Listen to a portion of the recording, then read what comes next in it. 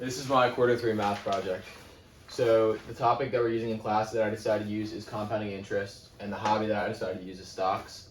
So the problem that I decided to create was what rate would a monthly compounded bank need to supply to return a higher annual profit than the S&P 500?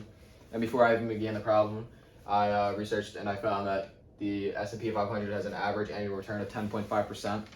So the first step of this problem is to figure out what I'm going to be using for the base amount of money and the amount of time that I'm going to be leaving in both these things. So I decided that I'm going to test on $1,000 over 5 years.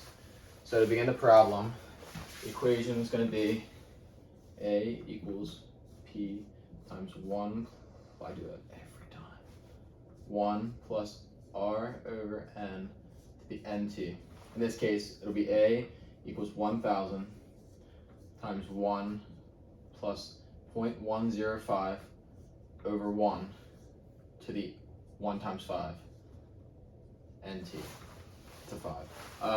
The first step I did was just adding this together. So it'll be A equals 1,000 times 1.105 to the 5th.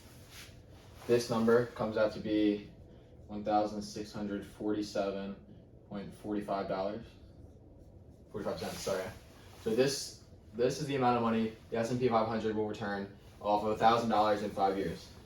So the next step is to plug this into the bank and leaving R as R, the variable that we will solve.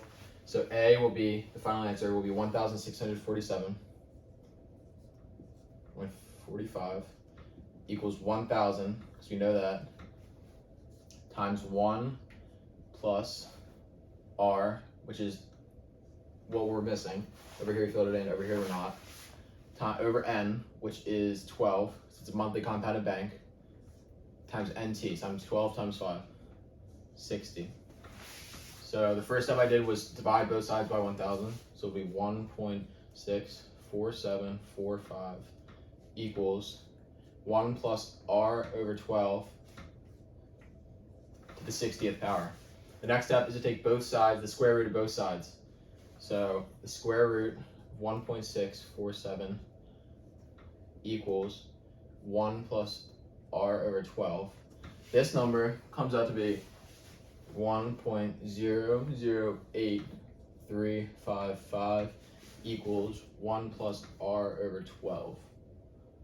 So the next thing I did was subtract 1 from both sides to get it off of here and fix this number. So it'll be 0.008355 equals 1 plus R over 12. So just R over 12, because we just subtracted the 1. So all we have left is R over 12 equals this number. Okay, so to get the 12 on this side and onto this side, we need to multiply both sides by 12. So 12 times 0.008355 equals 10026, equals R. So what this means as a rate means we bump the the decimal over 2 places. So it will be 10.026 equals R. So this is the percentage that makes the bank equal, or have the exact same return as the S&P over 5 years, starting with $1,000.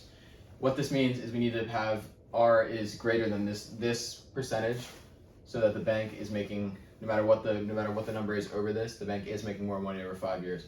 So the final answer will be R is greater than, not equal to, just greater than 10.026%.